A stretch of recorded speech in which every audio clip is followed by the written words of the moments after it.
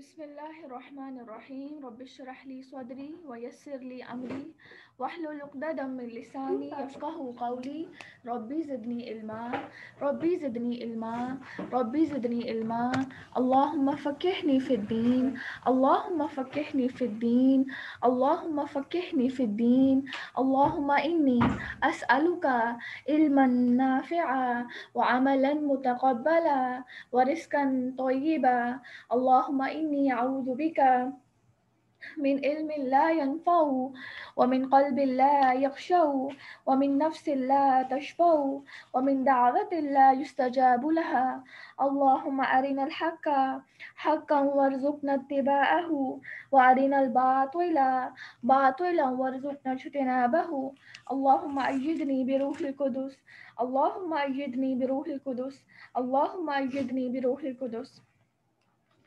बिस्मिल्लाहिर्रहमानिर्रहीम अस्सलामु अलैकुम वरहमतुल्लाहि वबरकात। आज हम इंशाअल्लाह ताला आयत नंबर 66 ऑनवर्ड्स करेंगे और आज की आयत में जो एक प्रोमिनेंट मौजू है वो है शिर्क से निजात के, और फिर इसके अंदर हम इंशाअल्लाह ताला हज़रत इब्राहीम अलैहिस्सलाम की मिसाल पढ़ेंगे, उनका कॉन्फिडेंस लेवल पढ़ेंगे, शिर्क से इनकार और तौहीद का इकरार और फिर उस पर जम जाना, और फिर अल्लाह ताला ने उनको किस तरह से चुना और उनको क्या क्या इनामात दिए। तो ये कुछ प्रोमिनेंट टॉपिक्स हैं जिनको हम डिस्कस करेंगे आज की आयत में। बिस्मिल्लाहिर्रहमानिर्रहीम, आयत नंबर 66। वकज़्ज़ब बिही कौमुक वहुवल हक़्क़ु कुल लस्तु अलैकुम बिवकील, और आपकी कौम इसकी तकज़ीब करती है हालांकि वो यकीनी है। आप कह दीजिए कि मैं तुम पर तैनात नहीं किया गया। تو یہاں پر سورہ انعام کی آیت نمبر 66 میں بنیادی طور پر نبی صلی اللہ علیہ وسلم کو کہا جا رہا ہے کہ جو کفار ہیں یہ انکار کر رہے ہیں، یہ تکذیب کر رہے ہیں. کس چیز کی تکذیب کر رہے ہیں؟ یہ قرآن کی تکذیب کر رہے ہیں، قرآن کا انکار کر رہے ہیں، یا یہ عذاب کا انکار کر رہے ہیں.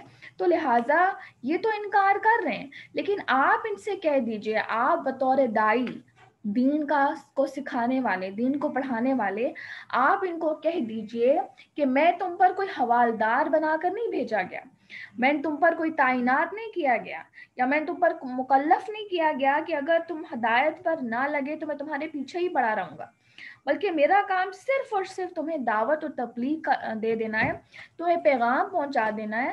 اگر تم پیغام کو مان گئے تو ویل اینڈ گڈ، اگر تم نے پیغام کا انکار کیا تو میں تمہارے اوپر کوئی کمپلژن نہیں کر سکتا، تم پہ امپوز نہیں کر سکتا، تمہارے ساتھ زبردستی نہیں کر سکتا. اور یہی ایک داعی دین کا کردار ہوتا ہے کہ وہ کوئی حوالدار نہیں ہوتا، یا وہ کسی انسان پہ مکلف نہیں ہوتا، وہ کسی انسان کو امپوز نہیں کر سکتا کہ وہ ہر حال میں آئے اور دین کو سیکھے، بلکہ اس کا کام کیا ہے؟ صرف اور صرف دین کی بات کو پہنچا دینا. اب اگلا انسان اگر اس کو ایکسیپٹ کر لیتا ہے تو یہ اس کی خوش قسمتی ہے. اگر اگلا انسان اس بات کو ایکسیپٹ نہیں کرتا، نیگیٹ کرتا ہے، تو پھر یہ وہ انسان ہے کہ جس نے اپنے پاؤں پہ گویا کہ خود کلہاڑی مار دی، گویا اس نے موت کو دعوت دے دی، اس نے برے انجام کو دعوت دے دی. تو لہٰذا یہ بات سیکھنے کی ہے کہ ہمیں کسی بھی انسان کے اوپر جبر نہیں کرنا، لیکن یہ ہے کہ پیغام کو پہنچاتے رہنا ہے. اچھا یہ بات یہ روش اور حالات آپ کو کال کریں، یہاں سے بند کر دیں. اچھا تو آگے آ جائیں. ہر خبر کے ہر وقوع کا ایک وقت ہے اور جلد ہی تم کو معلوم ہو جائے گا، یعنی جو تم انکار کر رہے ہو تمہیں جلد اس کا نتیجہ بھی معلوم ہو جائے گا. اور جب آپ ان لوگوں کو دیکھیں جو ہماری آیات میں عیب جوئی کرتے ہیں، اب یہ بڑی امپورٹنٹ آیت ہے، اس کو ذرا غور سے آپ نے سننا ہے. اور جب آپ ان لوگوں کو دیکھیں جو ہماری آیتوں میں عیب جوئی کر رہے ہیں، یعنی کیا کر رہے ہیں؟ کرٹیسزم کر رہے ہیں، آیتوں کے اندر نکتہ چینیاں نکال رہے ہیں، آیتوں کے اندر جو ہے وہ ان کی توہین کر رہے ہیں، ان کا مذاق اڑا رہے ہیں، تو ان لوگوں سے کنارہ کش ہو جائیں یہاں تک کہ وہ کسی اور بات میں لگ جائیں. یہ بہت زیادہ سینسٹیو موضوع ہے، بہت زیادہ سینسٹیو ٹاپک ہے، لہٰذا اس ٹاپک کو قرآن میں بار بار ریپیٹ کیا گیا ہے. پیچھے ہم سورہ نساء میں آیت نمبر 140 میں بھی پڑھ کے آ چکے ہیں کہ وہاں پر بھی اللہ تعالیٰ نے اس بات کو بالکل اسی طرح واضح کیا تھا کہ جب آپ کسی بھی گروپ میں، کسی بھی مجلس میں بیٹھے ہوئے ہیں، اور آپ اس مجلس میں بیٹھے ہوئے ہیں اور اچانک سے دین کا مذاق اڑانا شروع ہو گیا ہے، لوگ وہاں پر بیٹھے بیٹھے دین کا مذاق اڑا رہے ہیں. دین کا مذاق کیا ہے کہ آپ کیا کریں؟ دین کے مذاق یا تو قولی ہوتا ہے یا عملی ہوتا ہے. ٹھیک ہے، قولی دینی کا مذاق کیا ہے کہ زبان کے ذریعے دین کے جو شریعت کے اندر جو احکامات ہیں ان کا مذاق اڑانا، یعنی پردے کا مذاق اڑانا، یا نقاب والی جو خواتین ہیں ان کو ننجا یا برقع اوینجر یا ڈاکو کا لقب دے دینا، اور وہ مرد حضرات کی جو سنت کو فالو کرتے ہوئے اس فرض کو سر انجام دیتے ہیں، وہ پائنچوں کو اوپر رکھتے ہیں، ان کا مذاق اڑانا اور ان کو طرح طرح کے لقب دینا، یا پھر داڑھی کا مذاق اڑانا اور داڑھی کو جو ہے وہ جھاڑی سے اس کا تشبیہ دینا. پھر اسی طرح جنت اور جہنم کے بارے میں جوکس بنانا اور ان جوکس کو پھر پبلکلی سنانا بھی، ان پر ہنسنا بھی، ان کو آپ کہہ لیں گے پبلکلی ان کو پرومیننٹ کرنا، ان کو شیئر کرنا، ان کو آگے پہنچانا. صورتوں کے نام پر بھی جوکس بنائے جاتے ہیں، ان جوکس کے اوپر ہنسنا، بلکہ لوگوں کو روکنا نہیں بلکہ ان کے اوپر بھی ہنسا جانا. پھر اسی طرح ایسی محفلوں میں جانا کہ جہاں پر دین کا مذاق اڑایا جائے، جہاں پہ شریعت کی نافرمانی ہو. جیسے کون سی محفلیں ہیں؟ جیسے مہندی ہے.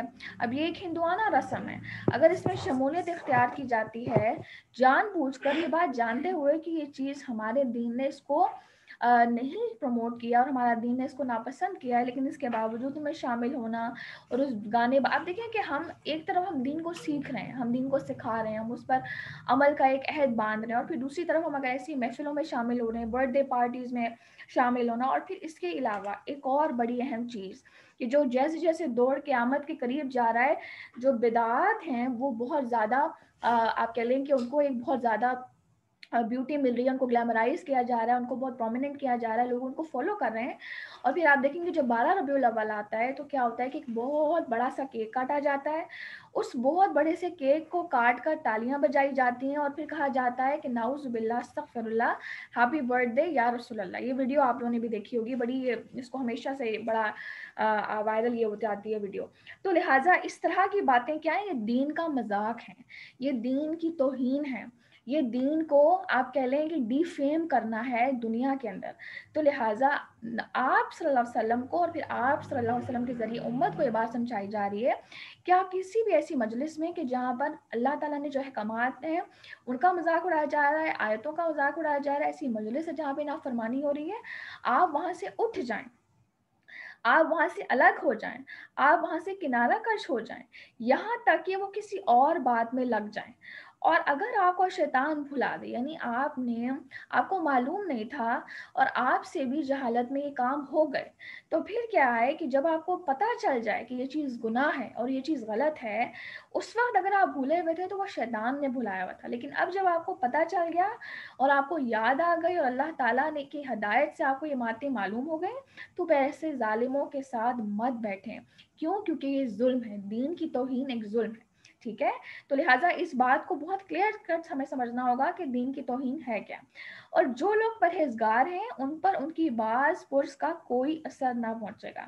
यानी कि अगर आप उनकी मजलिसों से अलग अलग रहते हैं, ऐसी मजलिसें जहाँ पर दीन का मजाक उड़ाया जा रहा है, आप उन मजलिसों से अगर अलग थलग रहते हैं तो फिर आप उससे बरी ज़िम्मा हैं, आपसे अकाउंटेबिलिटी नहीं होगी, आपसे बाज पुरस नहीं होगी, लेकिन उनके ज़िम्मे नसीहत कर देना है कि शायद वो भी तक़वा इख्तियार कर लें।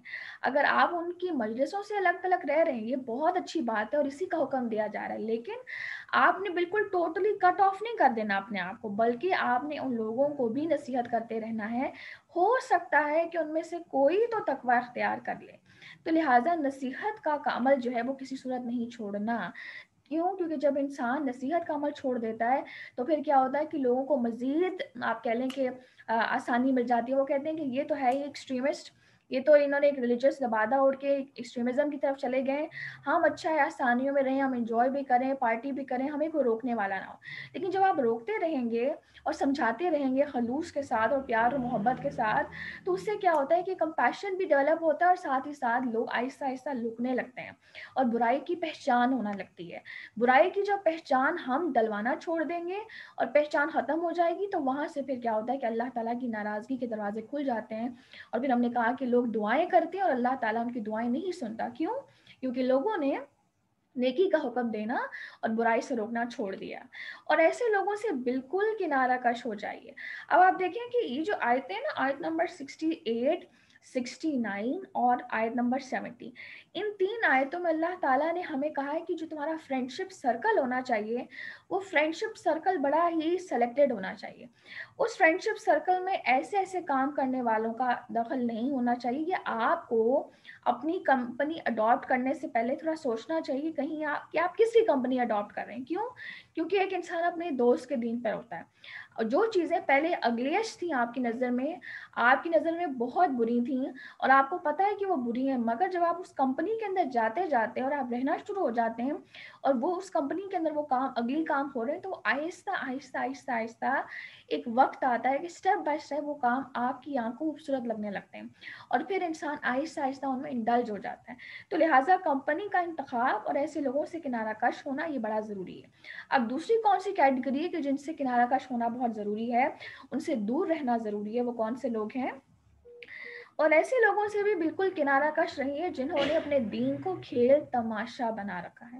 यानी दीन जो है ये बड़ा सेंसिटिव मामला है और अल्लाह ताला अपने दीन के बारे में बहुत ज़्यादा गैरतमंद है।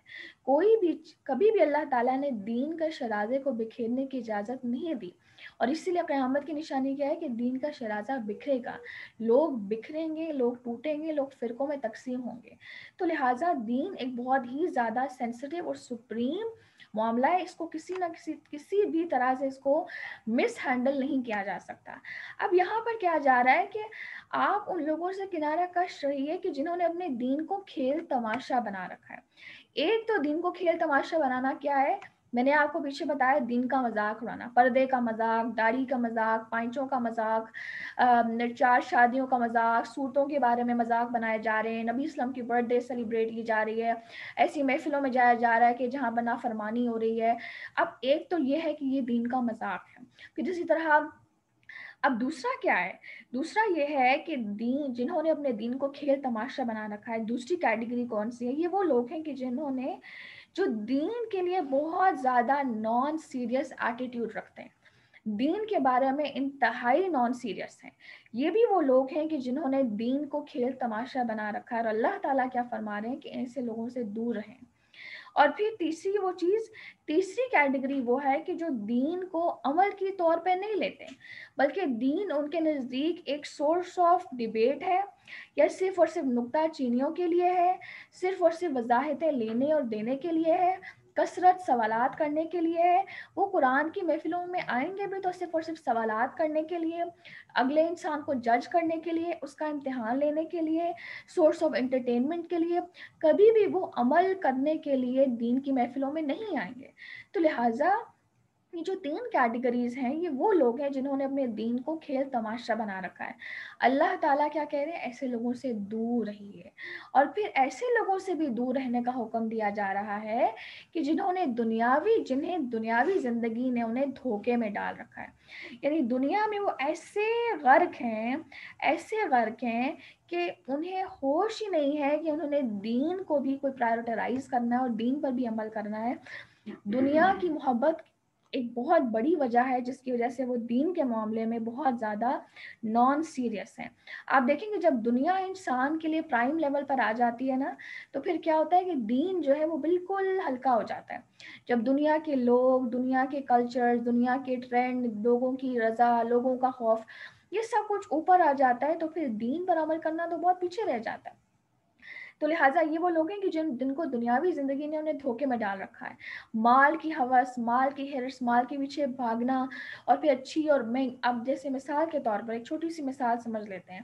مثال کے طور پر ایک ایسی فرم میں ہم کام کر رہے ہیں، ایسی ایک جاب کر رہے ہیں کہ جہاں پر 24/7، یا آپ یہ کہہ رہے ہیں کہ بہت زیادہ جو آپ کے ورکنگ آورز ہیں ان کے اندر اتنا زیادہ آپ بزی ہیں، آپ کو اتنا زیادہ کام کرنا پڑتا ہے کہ آپ کو اس بات کی اجازت نہیں کہ ان ورکنگ آورز کے اندر آپ نماز کی بریک لے سکیں۔ ٹھیک ہے، ایسی جاب ہو سکتی ہے، ایک مثال دے رہی ہوں۔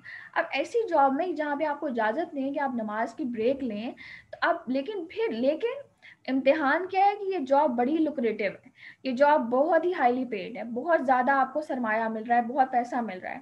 اب اگر انسان دین کو چھوڑ کر اس ہائیلی پیڈ جاب کے پیچھے بھاگتا ہے اور اس نماز کا سودا کر لیتا ہے، تو یہی وہ انسان ہے جسے دنیاوی زندگی نے دھوکے میں ڈال رکھا ہے۔ اسی طرح ہائیلی پیڈ جاب ہے لیکن سود کا عمل دخل ہے، تو اب کیا ہے کہ دنیاوی زندگی نے اسے دھوکے میں ڈال رکھا ہے۔ اور اسی طرح بہت سی مثالیں ہیں کہ جن کو ہم لے سکتے ہیں، لیکن سب سے زیادہ جو آپ کہہ لیں کہ ایک ایلیمنٹ آتا ہے جو انسان کو دین سے دور کرتا ہے، وہ ہے مال کی ہرس، مال کی ہوس، جو انسان کو دنیا کے دھوکے میں مبتلا کر دیتی ہے، اور پھر یہ انسان کبھی بھی دین پر جم نہیں پاتا۔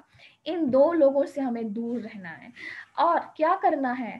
حل کیا اللہ تعالیٰ بتا رہے ہیں؟ حل اللہ تعالیٰ یہ بتا رہے ہیں کہ اس قرآن کے ذریعے سے نصیحت بھی کرتے رہیں تاکہ کوئی شخص اپنے کردار کی وجہ سے نہ پھنس جائے کہ کوئی غیر اللہ اس کا نہ کوئی مددگار ہو اور نہ ہی سفارشی ہو، اور یہ کیفیت ہو کہ اگر دنیا بھر کا معاوضہ بھی دے ڈالے تب بھی اس سے نہ لیا جائے۔ ایسے ہی ہیں کہ اپنے نفس کے سبب یہ پھنس گئے، ان کے لیے نہایت تیز گرم پانی پینے کے لیے ہوگا اور دردناک سزا ہوگی اپنے کفر کی سبب سے۔ ربنا اصرف عنا عذاب جہنم ان عذابها كان غراما انها ساءت مستقرا ومقاما، کہ اللہ ہم تو ایسی جہنم سے پناہ مانگتے ہیں کہ یہ وہ عذاب ہے کہ جو چپک جانے والا ہے، اور یہ بدترین جگہ ہے۔ اور یہ نبی صلی اللہ علیہ وسلم کی سنت ہے کہ ہر وہ آیت کہ جہاں پر جہنم کا ذکر ہو وہاں پر رک کر جہنم سے پناہ مانگی جائے، اور ہر وہ آیت کہ جہاں پر جنت کا ذکر ہو وہاں پر رک کر جنت کو مانگا جائے۔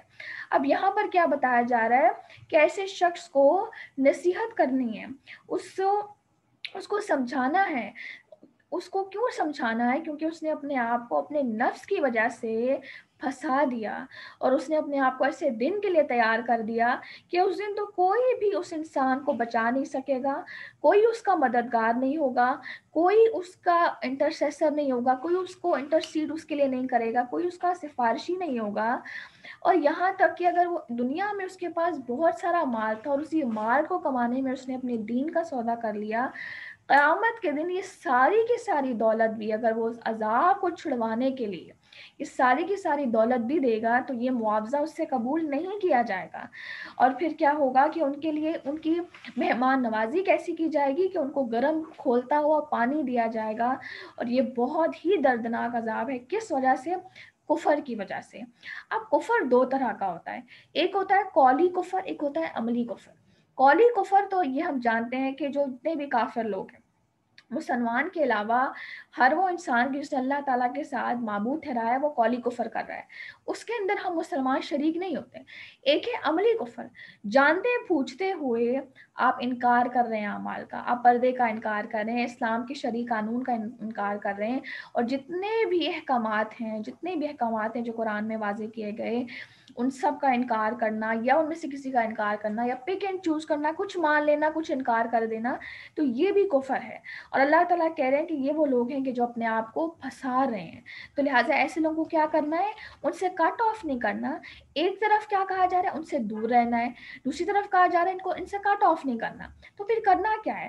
ایسے طریقے سے اس سچویشن کو ہینڈل کرنا ہے کہ نہ تو آپ خود اس گناہ میں پھنس جائیں اور نہ ہی آپ ان سے بالکل دور ہو جائیں، بلکہ ایک درمیانہ راستہ اختیار کر کے محبت اور خلوص کے ساتھ ان کو قرآن سے جوڑتے رہیں، ان کو تعلیم دیتے رہیں۔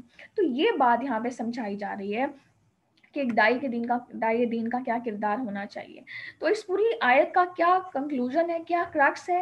ایک تو یہ کہ جتنے بھی لوگ جو دین کے معاملے میں بہت زیادہ نان سیریس ہیں، بہت زیادہ کیئر لیس ہیں، ان سے دور رہنے کا حکم دیا جا رہا ہے۔ جو آئے دین کے بارے میں کیسے سوالات کر رہے ہیں اور مذاق اڑا رہے ہیں، دین پر پراپرلی عمل بھی نہیں کر رہے، نمازیں ان کی پوری نہیں ہیں، تو ایسی محفل سے ان سے دور رہنا ہی کافی ہے۔ اور دوسری یہ بات، اب اچھا ایسی محفل میں رہنے سے ہوتا کیا ہے؟ آپ ایسی لوگوں کی محفل میں آپ کا فرینڈ سرکل، آپ چاہے جاب کر رہے ہیں، اس جاب کے اندر آپ کا فرینڈ سرکل ایسا ہے کہ جہاں پر ایسے لوگ ہیں، ایسے آپ نے اس لوگوں کے ساتھ اپنے آپ کو سراؤنڈ کیا ہوا ہے جو دین کے بارے میں انتہائی نان سیریس ہے، وہ دین کی بات کو سننا ہی نہیں چاہتے، آپ ان کو روکتے ہیں وہ سننا ہی نہیں چاہتے، لیکن آپ ہیں کہ آپ ان سے الگ بھی نہیں ہونا چاہ رہے، آپ ادھر ہی اندر اپنے آپ کو آپ نے پھنسایا ہوا ہے۔ تو اب ہوتا کیا ہے کہ جو گناہ کی قباحت ہے، گناہ کی قباحت نکل جاتی ہے، اور کیا ہوتا ہے کہ جہنم کا جو خوف ہے وہ انسان کے دل سے نکل جاتا ہے۔ ان کے اندر رہ رہ کے انسان کو لگتا ہے کہ جو باہر جہنم کا خوف اور جنت کی طلب اور یہ سب کو جو ڈالا ہوا ہے نا شور، یہ مولویوں کا شور ہے۔ دیکھو کتنے امن سکون کے ساتھ ہیں، چلن پارٹی کر رہے ہیں، کوئی خوف نہیں ہے، کتنا مزہ آ رہا ہے ان کے ساتھ بیٹھ کر مجھے، اچھا ہے ہر دن آئے دن ادھر ہوٹلنگ کرو وہاں ہوٹلنگ کرو، اکیلی ہو گئی تو کس کے ساتھ جاؤں گی، کہاں ہوٹلنگ کروں گی، کہاں یہ کہاں کو کون مجھے لے کر جائے گا، تو یہ سب خوف انسان کو جو ہے وہ مطلب دور رکھتے ہیں۔ تو لہٰذا ایسے لوگوں سے دور رہنا ہی، اگر ایمان کی حفاظت چاہتے ہیں تو ایسے لوگوں سے دور رہنا ہوگا۔ اور دوسرے وہ لوگ کہ جن کو اللہ تعالیٰ جو کیا ہے دنیا کی زندگی میں غرق ہوئے ہیں، کیوں؟ اگر ان کے ساتھ بھی بہت زیادہ اٹیچ رہے، دلی قلبی تعلق قائم کر لیا، تو پھر کیا ہوتا ہے کہ انسان کے اندر حسرتیں پیدا ہونا شروع ہو جاتی ہیں، انسان میں حسرت کرنے لگتا ہے کہ ان کو اتنا ملا ہے، اتنا بے اعمالیوں کے باوجود ان کو اتنا مل رہا ہے تو مجھے کیوں نہیں مل رہا، میں اتنا کچھ کر رہی ہوں مجھے تو کچھ نہیں مل رہا، حسرت، ڈپریشن، انزائٹی۔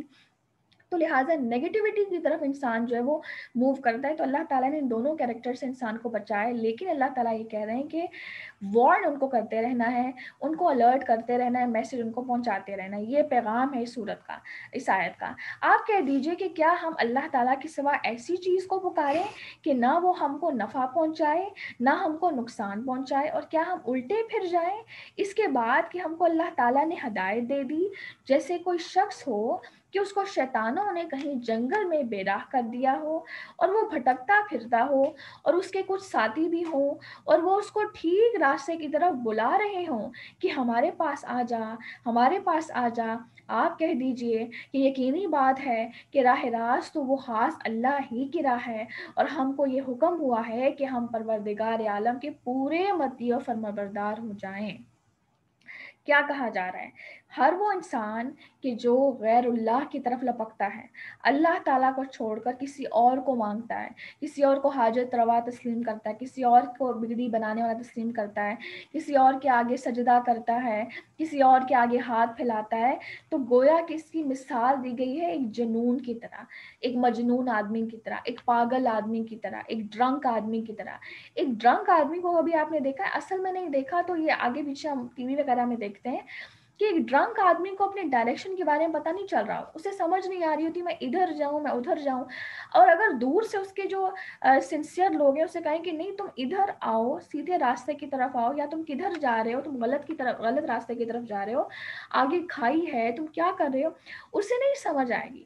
وہ اتنا بھوگلا آپ کے لیے بھوگلا چکا ہوتا ہے کہ اس کی عقل بالکل کام نہیں کر رہی ہوتی۔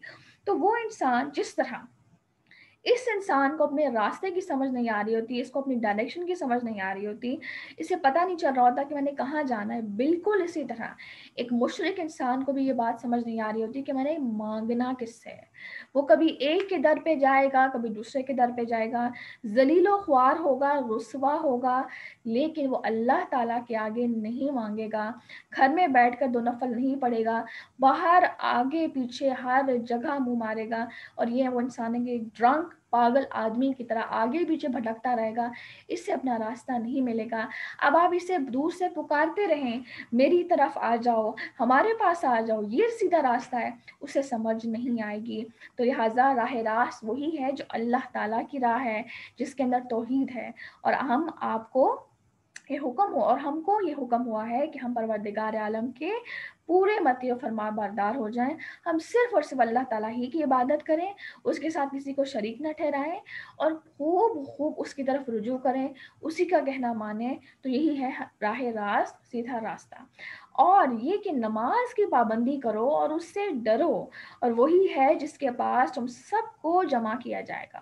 اور پھر راہ راست کیا ہے کہ انسان خوب خوب نماز کو قائم کرنا والا بن جائے، خوب خوب نماز کو آداب کے ساتھ، خلوص کے ساتھ قائم کرنے والا بن جائے ہمیشہ کے لیے، اور ساتھ ہی ساتھ اللہ تعالیٰ سے ڈرے، ظاہر میں بھی اور تنہائی میں بھی، پبلکلی بھی اور تنہائی میں بھی۔ جب وہ اکیلا ہے اور اس کے ساتھ کوئی نہیں، تب بھی وہ خوب اللہ تعالیٰ سے ڈرنے والا بن جائے، اور وہی ہے جس کے پاس تم سب کو جمع کیا جائے گا۔ پھر قیامت کے دن تمام لوگوں کو اللہ تعالیٰ کے سامنے جمع کیا جائے گا، اور پھر انہیں بتایا جائے گا کہ وہ کچھ یہ کرتے آئے۔ اور وہی ہے جس نے آسمانوں اور زمینوں کو برحق پیدا کیا، جس وقت اللہ تعالیٰ اتنا کہہ دے گا تو ہو جا، بس وہ ہو پڑے گا، اس کا کہنا حق اور با اثر ہے، اور ساری حکومت خاص اسی کی ہوگی۔ جب کہ سور میں پھونک ماری جائے گی، وہ جاننے والا ہے پوشیدہ چیزوں کا اور ظاہر چیزوں کا، اور وہی ہے بڑی حکمت والا اور پوری خبر رکھنے والا۔ یعنی قیامت بھی قائم ہوگی، اور جب بس وہ صرف اتنا کہے گا ہو جا کن، اور سب ہو پڑے گا۔ اور پھر کیا ہوگا کہ ساری حکومت ہاتھ اسی کی ہے، اور جب سور بھی پھونکا جائے گا۔ اور سور کے بارے میں آتا ہے، حدیث میں آتا ہے کہ آپ صلی اللہ علیہ وسلم نے فرمایا کہ اسرافیل علیہ السلام، یعنی سور کو کون پھونکیں گے، کون سے اینجل پھونکیں گے؟ حضرت اسرافیل علیہ السلام۔ اسرافیل علیہ السلام کے بارے میں آتا ہے، حدیث میں آتا ہے کہ اسرافیل علیہ السلام اس سور کو منہ میں لیے اپنی پیشانی جھکائے حکم الہی کے منتظر کھڑے ہیں کہ جب انہیں کہا جائے گا تو اسے پھونک دیں گے۔ کیا ہے؟ اس حدیث کے ورڈز کو فوکس کے ساتھ سنیے۔ اسے منہ میں لیے ہوئے ہیں، اپنا سر ان کا جھکا ہوا ہے، اکڑے ہوئے نہیں اللہ تعالیٰ کے آگے کہ میں تو کوئی چیز ہوں، اپنا سر ان کا جھکا ہوا ہے، ریبیلیس نہیں ہے، باغی نہیں ہے، سر ان کا جھکا ہوا ہے، پیشانی ان کی جھکی ہوئی ہے، اور اللہ تعالیٰ کے حکم کے منتظر ہیں کہ جیسے ہی اللہ تعالیٰ کا حکم آئے گا میں فوراً سے سور کو پھونک دوں گا اور پھونک ماروں گا۔ تو ایک مومن بھی بالکل ایسا ہی ہوتا ہے، وہ ہر وقت اللہ تعالیٰ کے حکم کا منتظر رہتا ہے۔ پیچھے کیا آیا کہ آپ کہہ دیجئے کہ ہمیں حکم ہوا ہے کہ ہم پروردگار عالم کے پورے مطیع و فرما بردار ہو جائیں، اللہ تعالیٰ کی ہر بات کو مانیں اور اس کے آگے جھک جائیں، اپنی انا، اپنی تکبر، اپنے نفس، اپنی مرضی کو کاٹ ڈالیں اور صرف اسی کو ماننے والے ہو جائیں. یہ وہ انسان ہے کہ جس نے حقیقتاً اللہ تعالیٰ کو مانا، اللہ تعالیٰ کی رضا کو تسلیم کیا اور راہ راست کو اڈاپٹ کیا. تو لہٰذا یہ بات یہاں پہ سمجھائی جا رہی ہے. اور پھر کیا ہے کہ اب آپ دیکھیں گے یہ صورت جو ہے یہ مکی صورت ہے، اور مکی صورتوں کا جو بیان ہے وہ آپ کو بتایا کہ فکر آخرت ہے، شرک کا انکار ہے، توحید کا بیان ہے. تو اب یہاں پر کیا ہے، توحید کا عقیدہ بیان کیا جا رہا ہے، شرک کا انکار ہے، توحید کی بات ہو رہی ہے. تو اب عقیدہ توحید کی مثال دی جا رہی ہے کہ وہ کون سے انسان تھے کہ جنہوں نے واقعتاً توحید کا کے اوپر جماؤ اختیار کیا اور شرک سے بیزاری اختیار کی. تو وہ ہے ابراہیم علیہ السلام. ابراہیم علیہ السلام کون تھے؟ ابراہیم علیہ السلام کا جو دور ہے یہ عیسیٰ علیہ السلام کے ولادت سے 2100 سال پہلے کا دور ہے. یعنی کہ آپ کہہ لیں کہ اگر عیسیٰ علیہ السلام کی پیدائش سے 2100 سال پہلے کا جو دور ہے وہ ابراہیم علیہ السلام کا ہے. اور یہ کون سے علاقے میں تھے؟ یہ عراق کے علاقے میں تھے. اور یہ جو علاقہ تھا عراق کا جس میں حضرت ابراہیم علیہ السلام سٹے کر رہے تھے اپنی فیملی کے ساتھ، اور یہ جو پوری بستی تھی، یہ پورا کا پورا علاقہ اور پوری کی پوری بستی جو ہے وہ شرک میں ڈوبی ہوئی تھی. اور یہی آزمائش جو ہے، یہی جو ماحول تھا، یہی جو سیناریو تھا، یہی جو بستی تھی، یہ ان کے لیے امتحان بن گئی، یہ ان کے لیے بہت بڑا چیلنج بن گئی، بہت بڑا ٹیسٹ بن گئی. تو آپ دیکھیں کہ آج ہمارا بھی جو ماحول ہے وہ ہمارے لیے بہت بڑا چیلنج ہے، بہت بڑی آزمائش ہے. ہمیں بڑے بڑے کلیمز کرنے کی ضرورت نہیں ہوتی، یا ہمیں بڑی بڑی آزمائشوں کو آنے کی ضرورت نہیں ہے ہماری زندگی میں. یہ جو ہمارا ماحول ہے یہی سب سے بڑا چیلنج ہے. اگر ہم اس کے اندر جماؤ اختیار کر لیتے ہیں تو گویا کہ انسان کافی حد تک ثابت قدمی اختیار کر لیتا ہے. کیسے ماحول جو ہے وہ انسان کے لیے آزمائش بنتا ہے؟ مثال کے طور پر ایک چھوٹی سی مثال ہے کہ جو ورک سرکل جب ہم جاب کر رہے ہوتے ہیں تو وہاں پر ہم کہتے ہیں کہ یار یہاں بھی تو بہت غیبتیں کرنی پڑتی ہیں، آئے دن کوئی نہ کوئی کسی کی بات کر رہا ہوتا ہے. اب یہ جو ماحول ہے یہ انسان کی آزمائش ہے. بالکل اسی طرح کالجز کے اندر جو ماحول ہے، یونیورسٹیز کے اندر جو ماحول ہے، وہ ماحول انسان کے لیے آزمائش ہے. اب یا تو انسان اس ماحول کے اندر اپنے آپ کو ایبزارب کر لے، یا پھر جیسے پیچھے آیت میں ہم نے پڑھا، آیت نمبر 67، 68، 69 اور 70 میں پڑھا کہ یا تو خود کو کنارہ کش کرتے ہوئے ان لوگوں کو وارن کرتا رہے، ان کو نصیحت کرتا رہے قرآن کے ذریعے. تو لہٰذا ابراہیم علیہ السلام کے لیے ان کا ماحول بہت بڑا چیلنج تھا، بہت بڑی آزمائش تھی کہ جہاں پر سورج کی بھی پوجا کی جا رہی ہے، چاند کی بھی پوجا کی جا رہی ہے، پتھروں کی بھی پوجا کی جا رہی ہے، پہاڑوں کی بھی پوجا کی جا رہی ہے. اور پھر اس پوری بستی کے اندر سب سے زیادہ شرک کے اندر جو گھرانہ انوالو تھا وہ گھرانہ ابراہیم علیہ السلام کا ہی اپنا ہی گھرانہ تھا، کہ جہاں پر یہ ان کے جو والد تھے وہ بت بنا رہے تھے. اور جو بت بنانا ہے یہ ان کے آباء و اجداد سے پیشہ چلا آ رہا تھا، کہ جو یہ خود بھی بنا رہے تھے اور روزگار بھی اس سے کما رہے تھے، پوجا بھی کر رہے تھے. گویا کہ یہ چیز ان کی پیچھے آپ کہہ رہے ہیں کہ آباء و اجداد فور فادر سے چلی آ رہی تھی. اب اس ماحول کے اندر جب انہوں نے اللہ تعالیٰ کو پہچانا اور سورج اور چاند اور ستاروں کو بصارت سے نہیں بلکہ بصیرت سے دیکھا، غور و فکر کی، ان کو جان چاہیے بھی آگے آیت میں آئے گا کہ کیا خوبصورت طریقے سے انہوں نے ان کو پہچانا اور بصیرت کی نگاہ سے ان کو دیکھتے رہے اور دل کی آنکھ سے انہوں نے اللہ تعالیٰ کو پہچانا.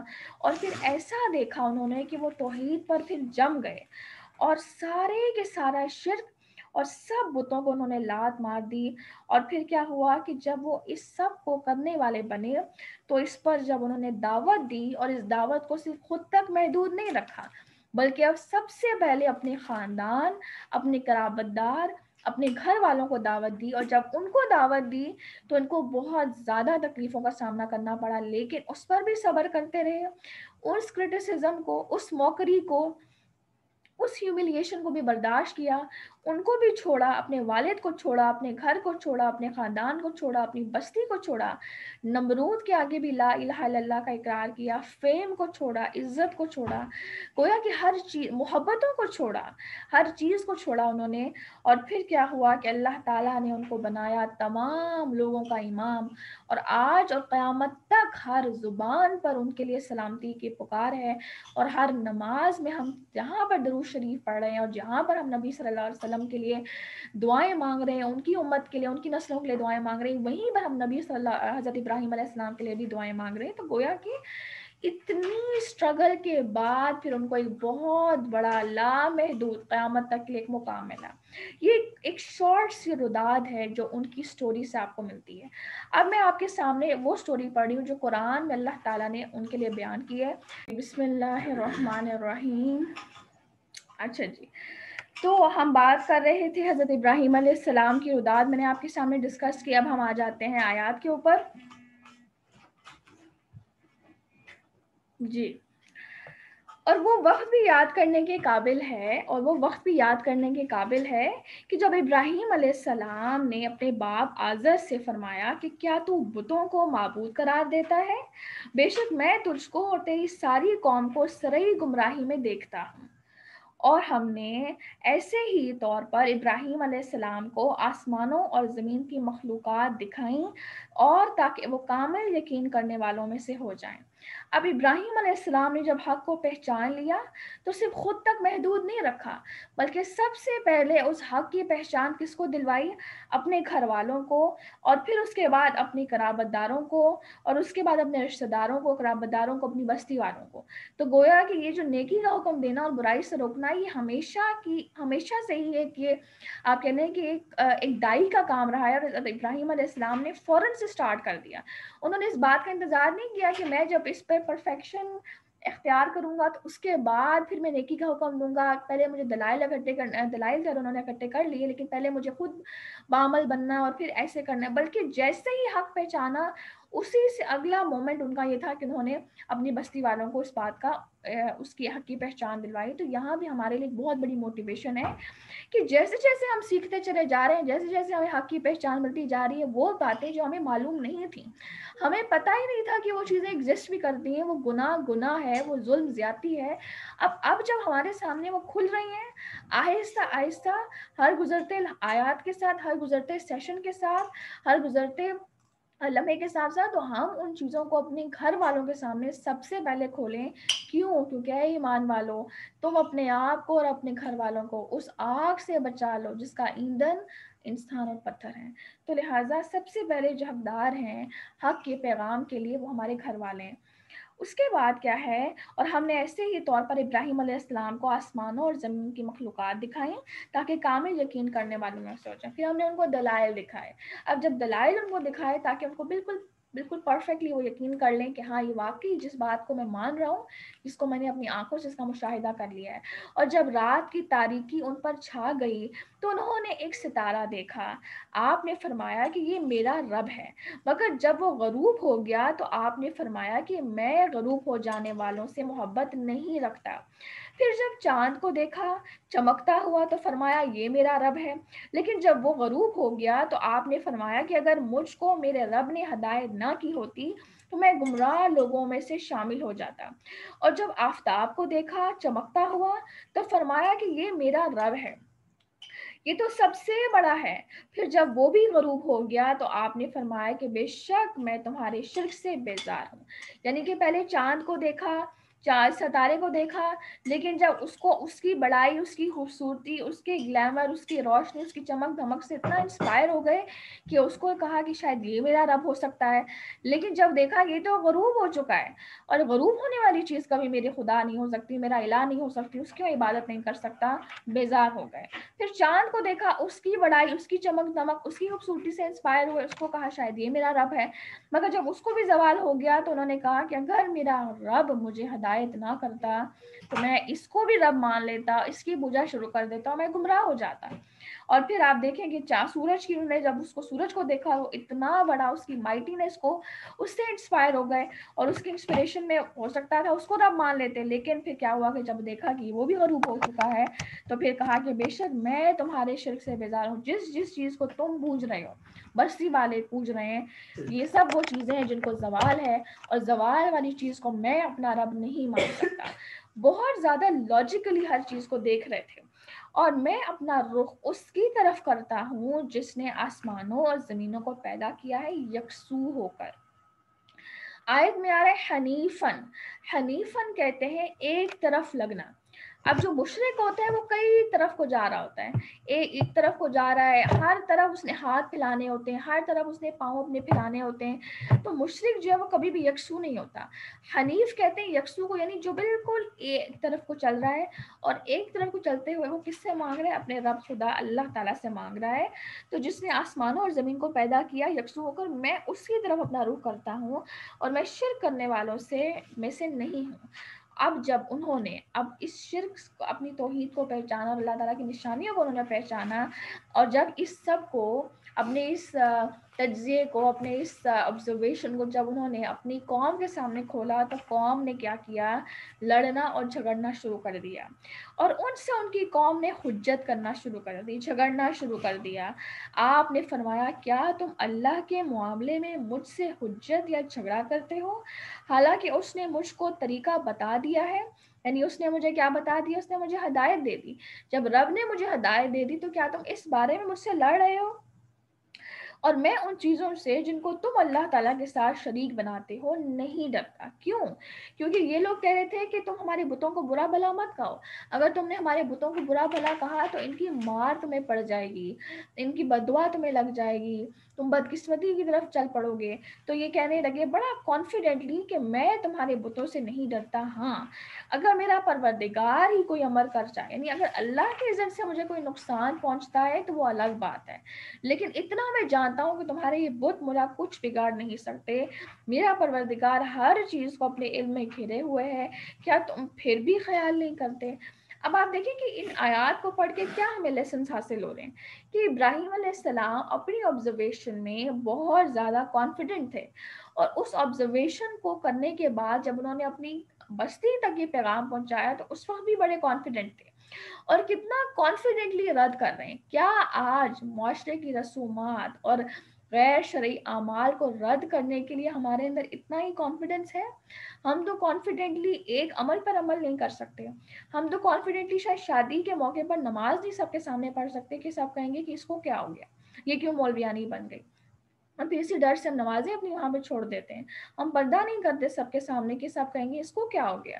یا نقاب کرتے ہوئے ہم سب سے اتنا ڈر رہے ہوتے ہیں. یا اتنے سارے اعمال ہیں، یہ تو بہت، میں چھوٹے چھوٹے بیسک سے اعمال آپ کو گنوا رہی ہوں، کتنی بڑی بڑی چیزیں ہیں جن کو ہم اپنی فیملی میں آج تک ڈسکس نہیں کر پا رہے، یا نہیں کرنا چاہتے، یا نہ ان کو کرنے کی کرج رکھتے ہیں. کیوں؟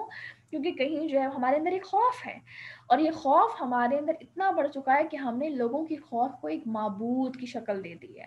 تو لہٰذا آپ دیکھیں کہ یہاں پر وہ کتنی ثابت قدمی کے ساتھ ایک تو جمے ہوئے ہیں، اور پھر آپ دیکھیں کہ کس طرح سے انہوں نے بندگی کا اقرار کیا، اللہ تعالیٰ کو تسلیم کیا، اور پھر انہوں نے کس طرح بتوں کا انکار کیا، اور کلیئرلی ان کو سب کے سامنے بیان کر رہے ہیں. اور شرک کی کلیئر کٹ نفی ہے، اور ان کو اپنے مال کی، عہدے کی، لوگوں کی محبت کی، رشتہ داریوں کی، روزگار کی کوئی پرواہ نہیں ہے، بہت کانفیڈنٹ ہیں. تو لہٰذا بالکل اسی طرح جب ہم دین کو پڑھ رہے ہیں، سیکھ رہے ہیں، سمجھ رہے ہیں، اور اب ہم اس امید پر ہیں کہ اللہ تعالیٰ ہمیں ان کا پھل دے، تو ہمیں کانفیڈنٹ ہونا پڑے گا. ہمیں قرآن پر، دین پر عمل کرتے وقت کانفیڈنٹ ہونا پڑے گا پبلک میں بھی. جب ہم خود ایک کانفیڈنٹ مسلمان ہوں گے تو ہی ہم لوگوں پر ایک امپیکٹ چھوڑ سکیں گے، تو ہی ہم بولتے ہوئے بھی جب ہم کانفیڈنٹ ہوں گے، لوگوں کو بتاتے ہوئے کانفیڈنٹ ہوں گے. کوئی بھی عمل کر رہے ہیں اس عمل کو کرتے ہوئے جب ہم کانفیڈنٹ ہوں گے تو آٹومیٹکلی وہ چیز ایک اگلے انسان کو اٹریکٹ کرتی ہے، اگلے انسان کو مائل کرتی ہے، اور ہمارا کردار سے پہلے ہمارا حلیہ لوگوں کے لیے سورس آف چینج بن جاتا ہے. لیکن آج ہم کیوں نہیں لوگوں کو بدل پا رہے ہیں؟ کیونکہ ہم خود کانفیڈنٹ نہیں ہیں، ہم خود ڈرے ہوئے ہیں، ہم خود سہمے ہوئے ہیں، ہمارے اندر اتنے زیادہ فیئرز ہیں کہ لہٰذا اللہ تعالیٰ ہمیں چن نہیں رہا، اللہ تعالیٰ پھر نہیں چنتا. تو لہٰذا جب انسان کانفیڈنٹ بنتا ہے تو فوراً اللہ تعالیٰ سے کام لینے پڑتا ہے. ادھر آبزرویشن ہوئی، ادھر اللہ تعالیٰ نے ان سے کام لینا شروع کیا، ادھر اللہ تعالیٰ نے ان کی حفاظت کی. تو لہٰذا اللہ تعالیٰ تبھی چنے گا جب ہم کانفیڈنٹ مسلمان بنیں گے، دین کے ہر عمل پر، ہر حکم پر کانفیڈنٹلی عمل کریں گے. یہ بہت بڑا میجر لیسن ہے جو ہمیں یہاں سے مل رہا ہے. और उनकी बातों में भी आपको बड़ा कॉन्फिडेंस नज़र आ रहा है। और मैं उन चीज़ों से कैसे डरूं जिनको तुमने शरीक बनाया है, हालांकि तुम इस बात से नहीं डरते कि तुमने अल्लाह के साथ ऐसी चीज़ों को शरीक ठहराया है जिन पर अल्लाह ताला ने कोई दलील नाजिल नहीं फरमाई। सो इन दो जमातों में से अमन का ज़्यादा मुस्तहिक कौन है? यानी दो जमातें कौन सी हैं? एक मोमिन है, एक मुशरिक है। एक मोमिन की तरफ है, एक मुशरिक की तरफ है। ये दो जमातें, इन दोनों में से अजाब से अमन का मुस्तहिक कौन है? यानी किसको अजाब से बचाव मिल सकता है? तो अल्लाह ताला सवाल खड़ा करें, अगर तुम खबर रखते हो, अगर तुम्हें वाकई में इल्म है, तुम खुद डिसाइड कर लो कि एक काफिर है, एक काफिर कैरेक्टर है, एक मोमिन कैरेक्टर, इन दोनों में से अजाब से बचाव किसको मिलेगा? तुम्हें खुद ब खुद तुम्हारे अंदर से एक आवाज़ उठेगी, वही आवाज़ हक की है कि बेशक वो इंसान जिसने अल्लाह ताला को तस्लीम कर लिया, अल्लाह ताला की अताअत के लिए खुद को झुका दिया, तो अल्लाह ताला के आगे तो यही वो इंसान है जो अल्लाह ताला के अजाब से अमन की तरफ बढ़ गया। और जो लोग ईमान रखते हैं और अपने ईमान को शिर्क के साथ मखलूत नहीं करते, यानी शिर्क के साथ मिक्स नहीं करते, ऐसों ही के लिए अमन है और राह रास्त पर वही चल रहे हैं। और ये हमारी हुज्जत थी और वो हमने इब्राहीम अलैहिस्सलाम को उनकी कौम के मुकाबले में दी थी। हम जिसको चाहते हैं मर्तबों में बढ़ा देते हैं। बेशक आपका रब बड़ा ही हिकमत वाला और इल्म वाला है। अब यहाँ तक इब्राहीम अलैहिस्सलाम ने किस तरह से शिर्क का इनकार किया और तौहीद और अल्लाह ताला की अताअत को तस्लीम किया, ये हमने पूरा वाक़या पढ़ा। इससे आगे हम ये पढ़ेंगे कि हर वो इंसान और इब्राहीम अलैहिस्सलाम, एक सबसे पहले तो इब्राहीम अलैहिस्सलाम के लिए इनामात क्या, और फिर उनके बाद क़यामत तक हर वो इंसान जिसने हक़ को पहचाना, तौहीद को पहचाना, शिर्क का इनकार किया और फिर उस पर जम गया, उस पर जम गया, उस पर जम गया। ये जमना बड़ा इंपॉर्टेंट है, उस पर कॉन्फिडेंट रहा, तो अल्लाह ताला ने उसके लिए क्या तैयार कर रखा है। उससे पहले समझना ये बहुत ज़रूरी है कि हम बार बार पढ़ें शिर्क, शिर्क, शिर्क क्या है। तो लिहाजा ये तो हमने टिपिकल डेफिनेशन तो हमने पढ़ी हैं और यहाँ पर हमें पता है कि लिटरली मीनिंग है बुतों की इबादत। लेकिन मुआशरे की वो कौन कौन सी चीज़ें हैं कि जिनको हमने माबूद बना रखा है, और जिनको हमने माबूद बना रखा है और उनकी पूजा में हम अल्लाह ताला की अताअत को बहुत बड़ा बर्डन समझ चुके हैं। तो लिहाजा जब इंसान ने इन चीज़ों को भी बुत बनाया, इन चीज़ों को भी माबूद बनाया, इनकी पूजा में लगा, तो गोया ये वो इंसान है जो शिर्क कर बैठा और शिर्क का अंजाम जहन्नुम है। तो मुआशरे के वो कौन कौन से बुत हैं? सबसे पहला बुत, सबसे पहला माबूद जो है वो इंसान का अपना नफ्स है। इंसान का अपना नफ्स बहुत बड़ा माबूद है। इंसान अपनी मर्जी की वजह से बहुत बुरे बुरे अमाल कर बैठता है और इसके बारे में अल्लाह ताला ने क्लियरली वार्न कर दिया है कि क्या तुमने उस शख्स को देखा है कि जिसने अपने नफ्स को अपना माबूद बना रखा है, यानी मेरी मर्जी, मेरा ही दिल कर रहा है, मेरा दिल नहीं करता फलां से बात करने का, मेरा दिल नहीं करता ये काम करने का, मेरा दिल नहीं करता कि मैं उठूं बैठूं, उनके अंदर उठूं बैठूं, नेकी का हुक्म दूं, फला ये काम करूं, फला वो काम करूं। तो नफ्स जो है वो इंसान का सबसे बड़ा दुश्मन, एट द सेम टाइम सबसे बड़ा माबूद है जिसको। अब जब हर बार नफ्स को मारा जाएगा तो ऑटोमेटिकली इंसान फिर उस नफ्स की ज़ुबान को, आवाज़ को दबा देता है और अल्लाह ताला की तौहीद का इकरार करता है। इसी के अलावा लोगों का डर, लोगों का डर भी एक माबूद की शक्ल इख्तियार करता है। लोगों के डर की वजह से वो कौन कौन से काम है जो हमने अब तक नहीं किए, इन सब को अपने पास, एक क्वेश्चन अपने पास हम नोट डाउन कर लेते हैं कि वो कौन कौन से काम है जो हमने लोगों के डर की वजह से अब तक नहीं किए। वो कौन कौन से काम हैं जो हमने लोगों के डर की वजह से अब तक नहीं किए। और लिहाजा अगर ये काम बहुत सारे हैं, और यकीनन ये बहुत सारे हैं क्योंकि हमारे अंदर फियर बहुत ज़्यादा है, तो ये लोगों का डर एक बहुत बड़ा माबूद है और ये शिर्क है। इसी तरह लोगों की मोहब्बत और लोगों की रज़ा के लिए हमने कितने सारे गुनाह कर लिए, कितनी नाजायज़ और गैर शरई रसूमात में हम शामिल हुए, और कितनी ज़्यादा हमने मेहंदियाँ अटेंड की, कितने गैर शरई फंक्शंस हमने अटेंड किए, कितने गुनाहों में हम, कितनी बर्थडेज पार्टीज में अटेंड हो गए। अब यहाँ पे हमें पता चल रहा है और कल को हमें कोई इनवाइट करता, हम कहते हैं यार क्या करें, दोस्त है ना, कुलीग है ना, क्या करें, नाराज़ हो जाएगी। लोगों की रज़ा एक बहुत बड़ा माबूद है। वो कौन कौन से काम है जो लोगों की रज़ा के लिए किए जाते हैं, وہ کون کون سے کام ہیں جو لوگوں کی رضا کے لیے کیے جاتے ہیں. اس کے اندر بہت ساری اگزامپلز ہیں اور یہ انشاءاللہ تعالیٰ اس ویک کی اسائنمنٹ بھی ہے. ان تمام چیزوں کو ہم نے انشاءاللہ تعالیٰ ہائی لائٹ کرنا ہے.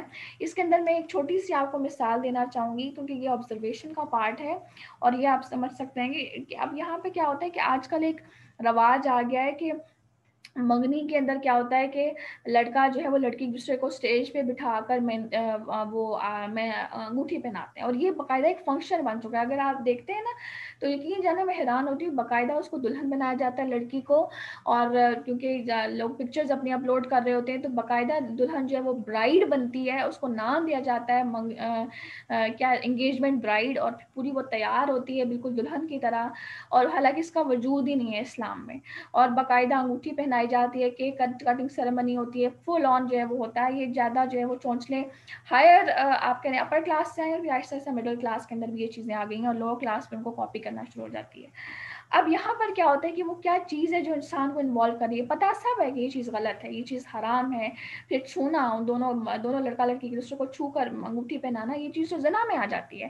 لیکن وہ کیا چیز ہے جو انسان کو سے یہ گناہ کروا رہی ہے, وہ ہے لوگوں کی رضا. ہے اگر ہم نے کچھ منع کر دیا تو انکار نہ سامنے والوں کی طرف سے ہو جائے, لڑکی والے انکار کر دیں گے اب کیا ہوگا. اسی طرح بہت سارے غلط کام ہم لوگوں کی رضا کی وجہ سے کر جاتے ہیں. ان کو ہائی لائٹ کرنا بہت زیادہ امپورٹنٹ ہے, ٹھیک ہے.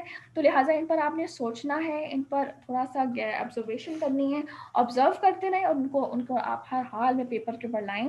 یہ میں نے آپ کو ایک چھوٹی سی بات کہی ہے جو آج کل بہت زیادہ کامن ہے, اور پھر آپ جو ہے وہ اس کو ہم کر بیٹھتے ہیں. تو لہٰذا لوگوں کی رضا. اسی طرح پھر انسان کی جاب ایک بہت بڑا معبود بن جاتی ہے. وہ کیسے؟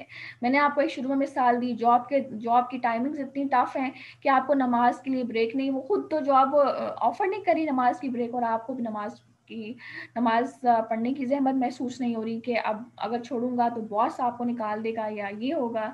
اور پھر اسی طرح میں نے آپ کو ایک اور بتایا کہ سودی جاب, اگر اس کے اندر سود کی انوالومنٹ ہے لیکن ہائیلی پیڈ جاب ہے, تو پھر وہ جاب ایک معبود بن چکا ہے کہ جس کے آگے اللہ تعالیٰ کے حکم کی کوئی وقت باقی نہیں رہتی.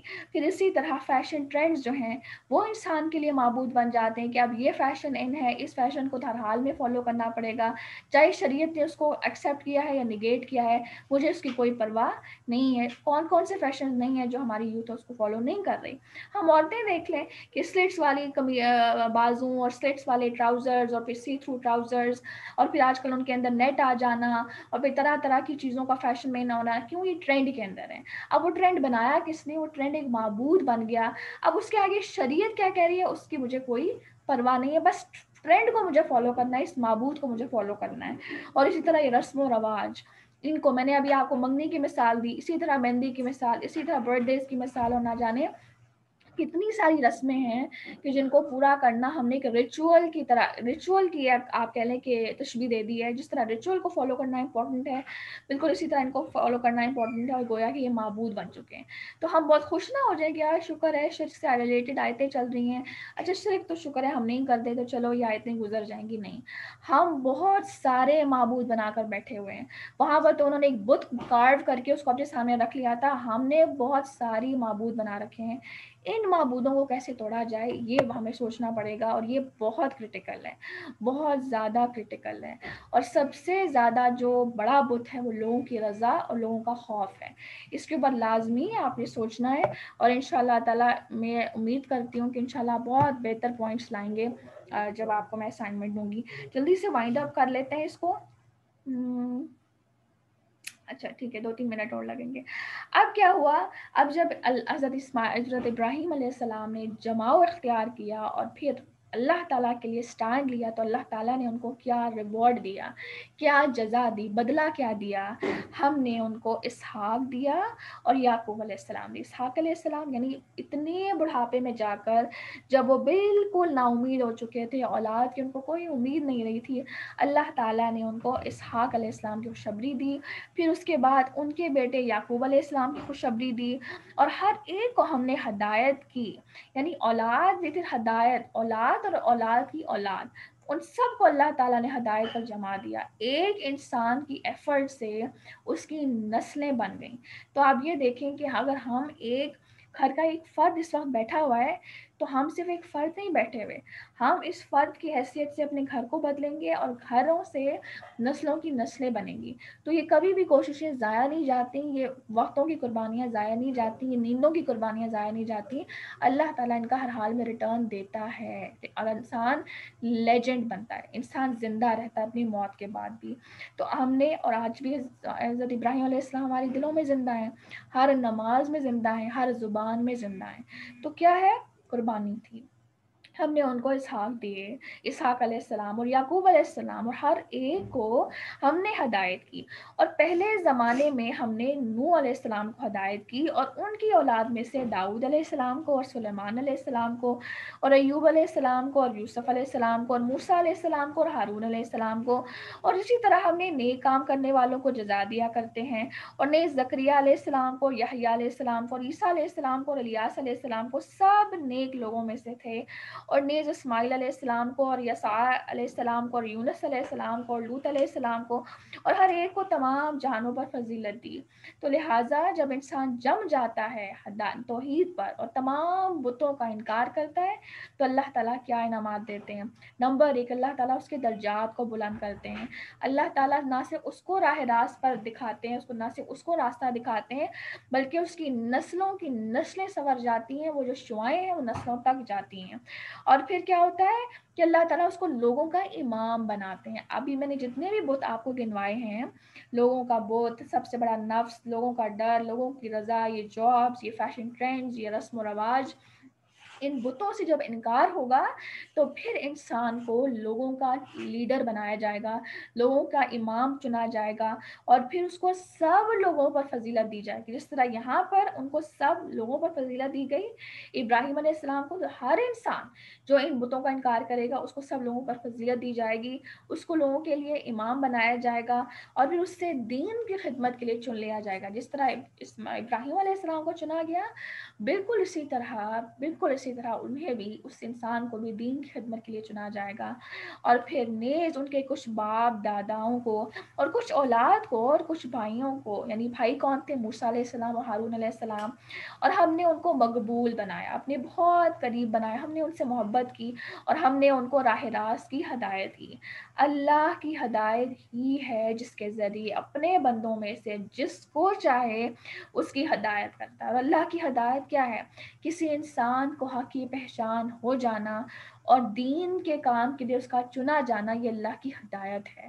اور اللہ تعالیٰ کیا کہہ رہے ہیں؟ یہی اللہ تعالیٰ کی ہدایت ہے کہ جس کے ذریعے ہم اپنے بندوں میں سے جس کو چاہتے ہیں اس کی ہدایت کرتے ہیں۔ اور اگر فرضاً یہ حضرات بھی شرک کرتے، یعنی 18 پیغمبروں کا نام لیا گیا اور ان کا کہا گیا کہ ان کو چنا گیا، ان کو لوگوں پر فضیلت دی گئی، یہ ہمارے مقرب تھے، لیکن اللہ تعالیٰ کیا کہہ رہے ہیں؟